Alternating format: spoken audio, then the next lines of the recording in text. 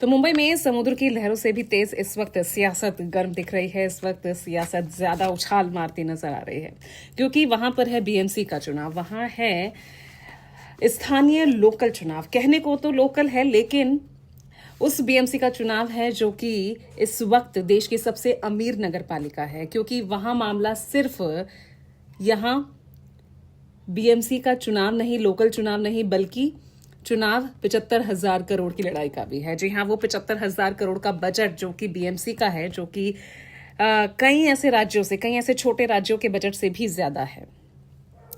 तो मुंबई का असली बॉस कौन होगा, ये बीएमसी का चुनाव तय करेगा। तो मुंबई में सभी अपना हक जमाने की जरूर कोशिश कर रहे हैं इस बीएमसी चुनाव के लिए, इस बीएमसी चुनाव के दौरान, क्योंकि यहाँ पर अस्तित्व की लड़ाई है, यहाँ साख का सवाल है। और सबसे बढ़कर, जैसा कि मैंने आपको कहा कि मुंबई का असली बॉस कौन होगा, क्योंकि सभी के लिए करो या मरो जैसी स्थिति दिख रही है।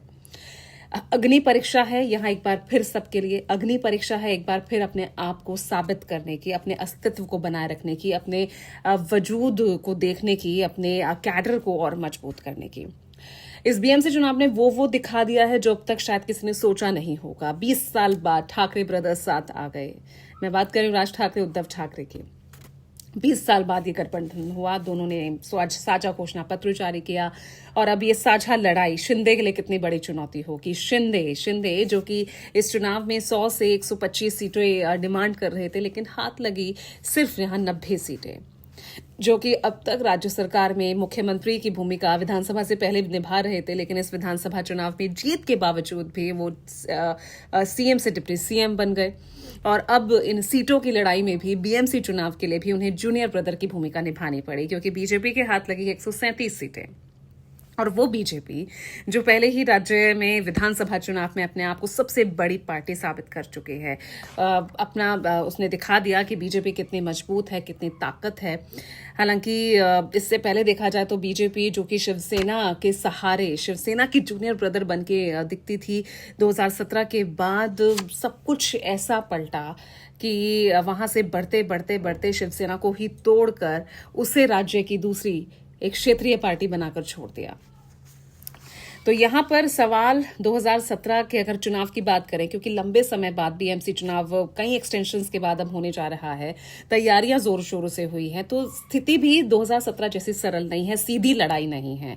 समीकरण इतने उलझे हुए हैं कि महायुति या महाविकास अघाड़ी, इन दोनों में कौन किसके साथ है, किसके खिलाफ है, ये कुछ नहीं कहा जा सकता। कई ऐसी सीटें हैं जिस पर दोनों ही शिवसेना आमने सामने है, कई सीटें ऐसे हैं जिस पर जो है बीजेपी और शिवसेना शिंदे आमने सामने हैं, कई ऐसे सीटें हैं जिसमें कांग्रेस और एनसीपी आमने सामने हैं। तो यहां पर लड़ाई कौन किसके साथ है। और इस बीच अंबरनाथ से जो तस्वीरें सामने आई, कांग्रेस और बीजेपी का गठबंधन, हालांकि आलाकमान जो है समय से जाग गया, तो उसने इस गठबंधन को तोड़ दिया और एक्शन भी लिया इस मामले में। ऐसी बीजेपी का AIMIM से गठबंधन, तो विचारधाराओं से भी किस तरह से कॉम्प्रोमाइज यहां पर हो रहा है, कहीं ना कहीं इन तमाम खबरों ने इस पर सवाल खड़े किए हैं। अब देखिए, 227 सीटों में से 137 सीटों पर बीजेपी लड़ रही है, शिंदे जो है वो 90 सीटों पर लड़ रहे हैं। अब ऐसे में क्या होगा, मेयर कौन होगा, मराठी होगा, खान होगा, क्योंकि लड़ाई इसको लेकर भी यहाँ खड़ी हो गई। जैसे ही AIMIM अध्यक्ष असदुद्दीन ओवैसी ने कहा कि भाई देश की बेटी हिजाब वाली प्रधानमंत्री होनी चाहिए, हिजाब पहने बेटी देश की प्रधानमंत्री होनी चाहिए, तो लड़ाई हो गई कि क्या खान मेयर होगा।